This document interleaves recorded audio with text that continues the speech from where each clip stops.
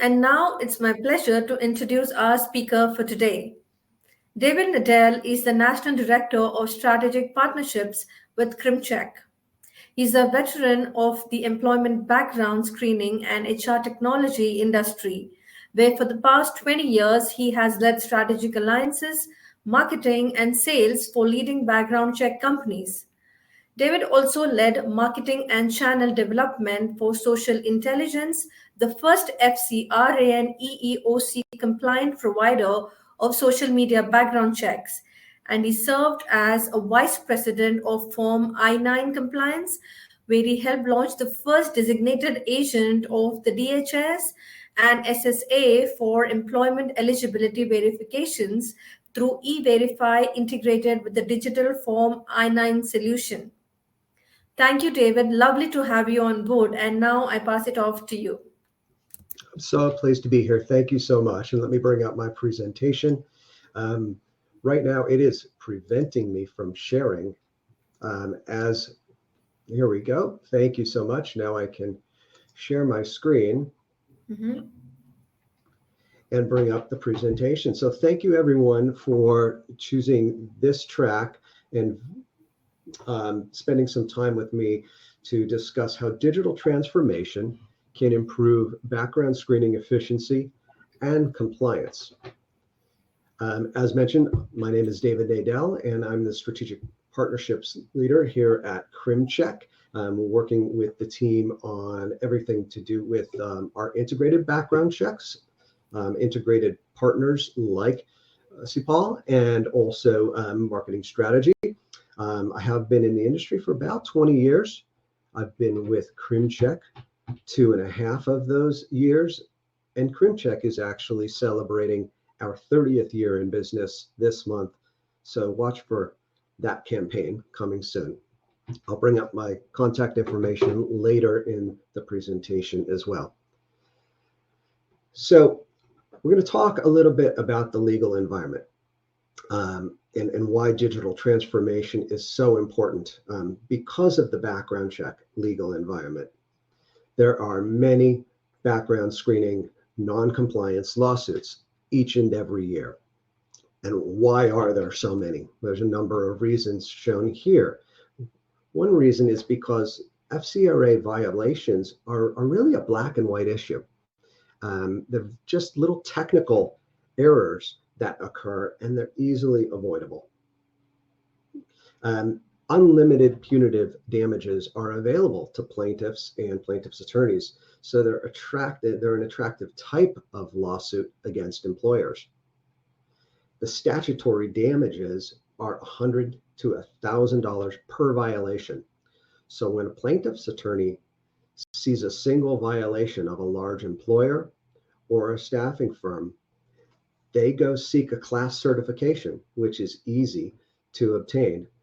They seek that class certification by trying to identify all of the past job applicants who also would have been exposed to that non-compliance.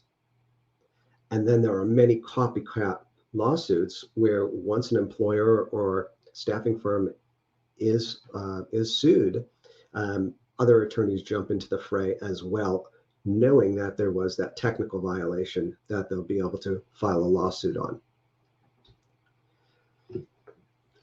The lawsuits are multi-million dollars. That's one of the other reasons why there are why there are so many background screening lawsuits, because of the amount of money at stake. Staffing agencies are really big targets. The primary reason is simply a matter of volume. The number of hiring decisions that you make and the amount of disclosure and authorizations that are provided to job applicants, the amount of adverse action procedures that are followed through or not followed through on, just the amount of those hiring decisions makes staffing firms at risk. Also, many staffing firms truly do operate at their clients' mercy. They're anxious to do what they can for their clients, and that might put them in legal crosshairs. So it is increasingly common to see these lawsuits, even though I didn't display some numbers on the prior page. It's increasingly common for us to see staffing firms being sued for noncompliance lawsuits and settling out of court for significant dollars. So how can you reduce these risks? The first is to review your disclosure and authorization process. Review what you might call internally consent. The disclosure and authorization process is the number one area of noncompliance. It's the most frequent type of background check lawsuit. The reason is, again, really technical but easy to comply with. The Fair Credit Reporting Act requires a standalone disclosure. It can't contain any extraneous information in that disclosure. And there are also state-specific disclosures that may apply to the candidate based on their residency. Those also need to be provided. Also, when providing the disclosure and authorization to new hires, to job applicants, a document titled A Summary of Your Rights under the Fair Credit Reporting Act, that also needs to be provided during that same time period, during that process. And plaintiffs' attorneys have found companies that are simply using an older version before A Summary of Your Rights under the Fair Credit Reporting Act was updated in 2018. Again, just a really small technical error, easily avoidable. Make sure your document is up to date. Again, avoid including any extraneous information. Avoid including your background check disclosure in your job application. This is a common error we see all the time, even on online employment applications, where they'll embed some verbiage disclosing that the individual is going to be subject to a background check. Don't do that.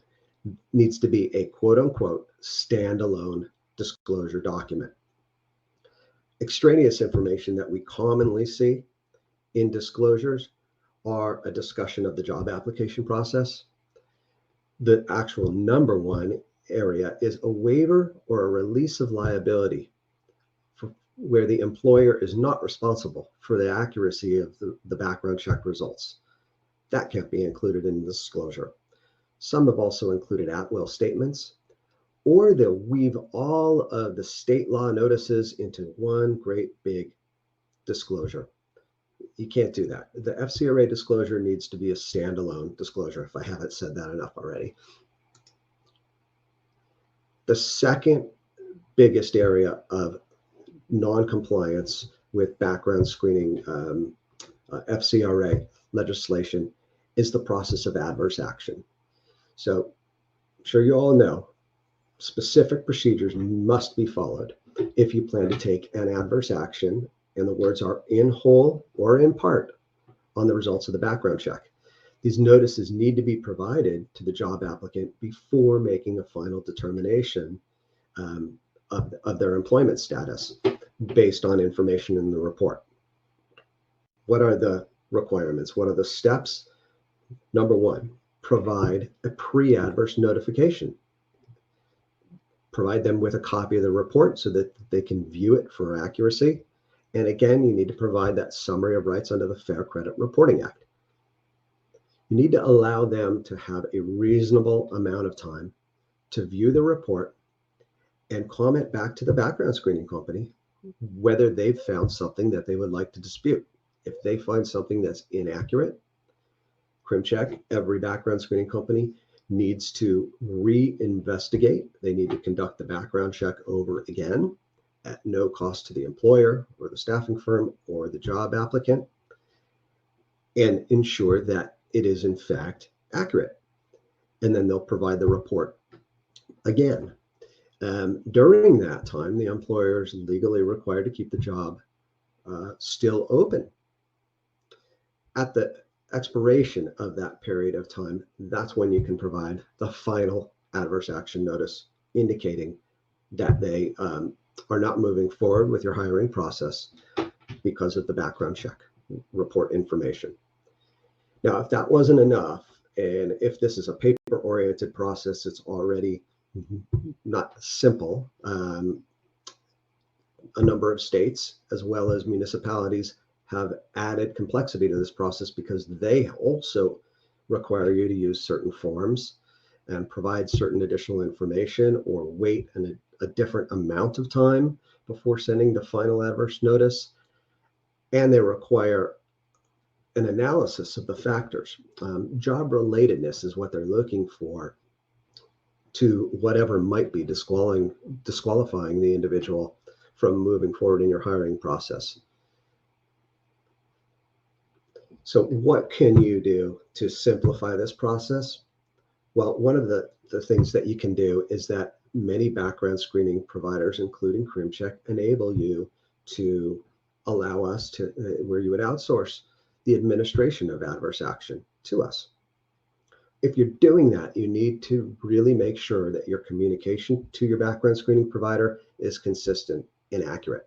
There needs to be some kind of verbiage that you're either emailing them or a mechanism where you're indicating that you want adverse action process to begin, and make sure that your pre-adverse action letters don't say that the applicant has been rejected or disqualified, because they have not at that time.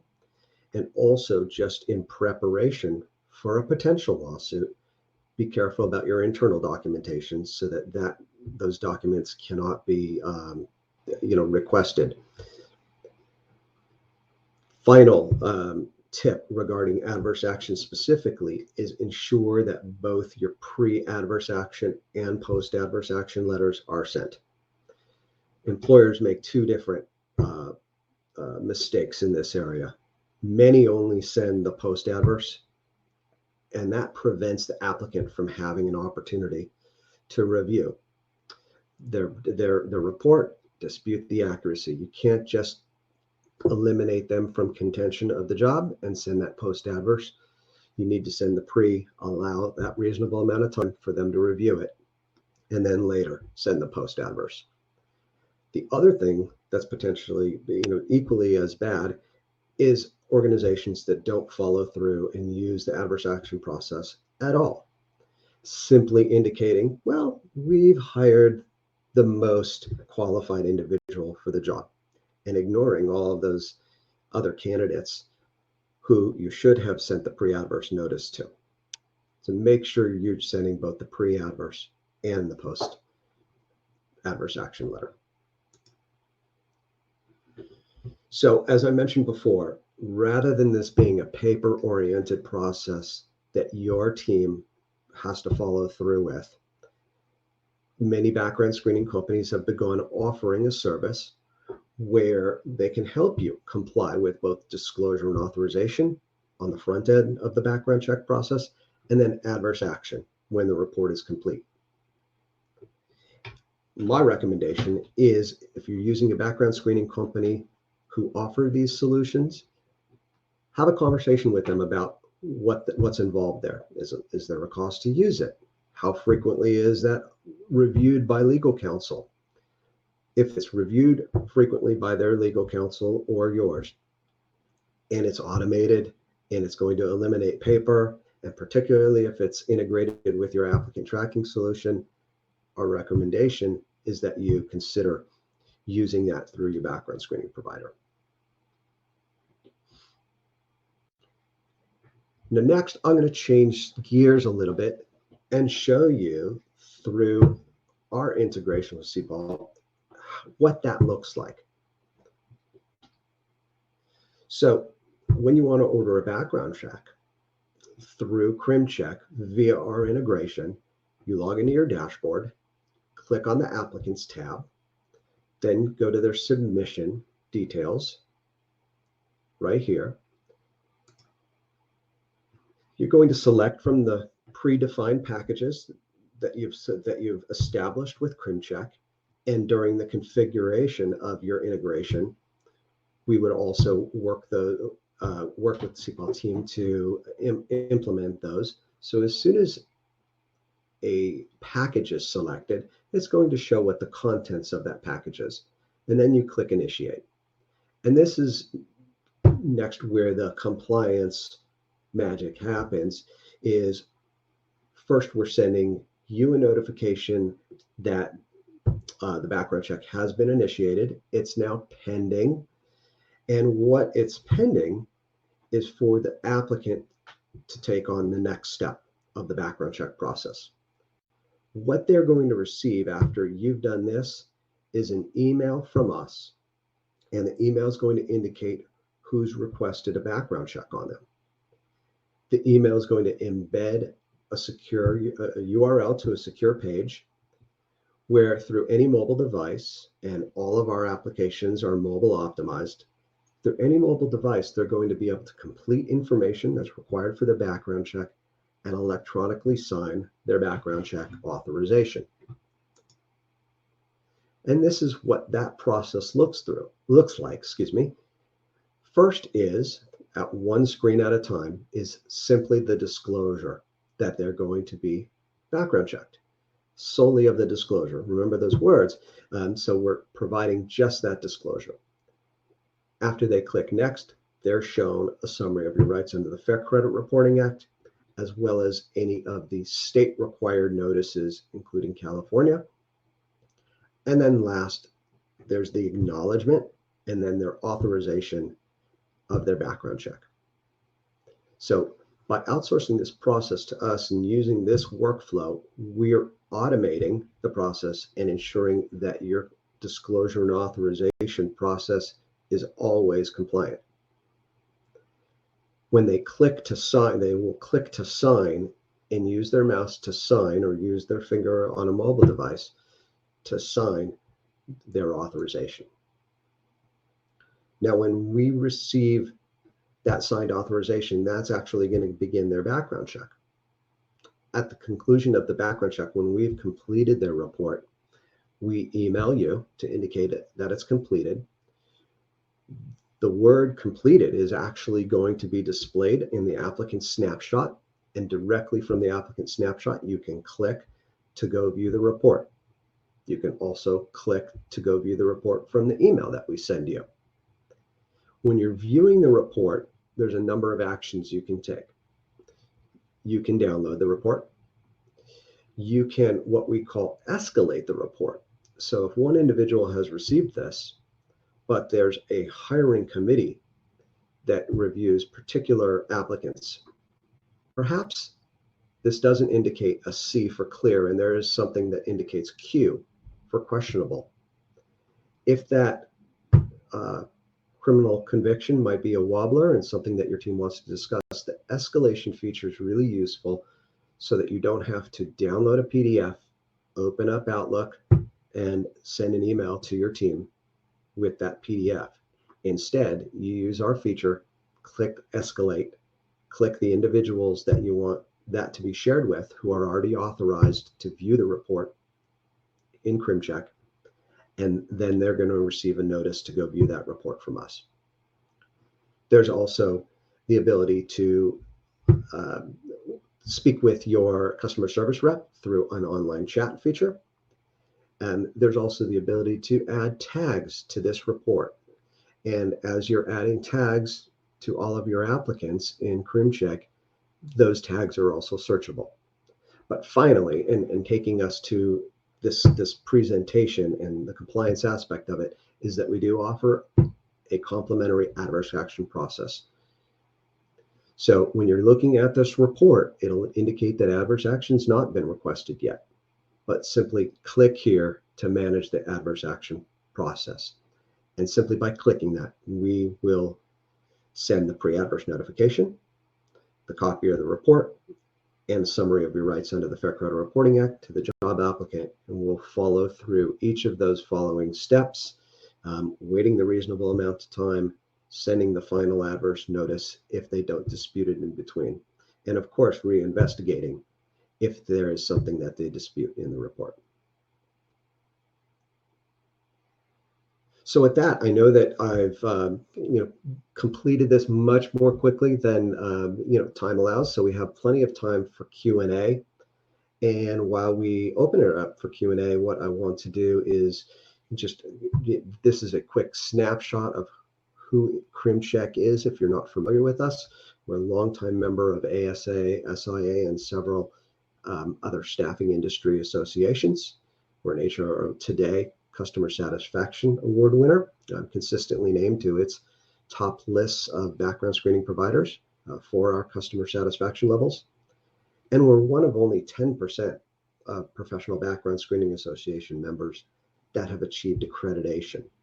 And that's not just achieving it one time, but also on a 3-year basis, having the accreditation committee review our processes for compliance and many other criteria to maintain our accreditation. And you'll see that we are also a certified minority-owned business, so that we're proud of that. And that, of course, enables us to help our customers with their diversity initiatives. And last, you see these other 2 awards you're probably familiar with, the Inc. 5000, fastest privately held companies, and SOC 2 Type 2 compliance. If you have questions for me or our team anytime after this conference today, feel free to email us at partners@crimcheck.com. You can also go to this URL to obtain more information about our partnership and our integration. And with that, I will open it up to Q&A.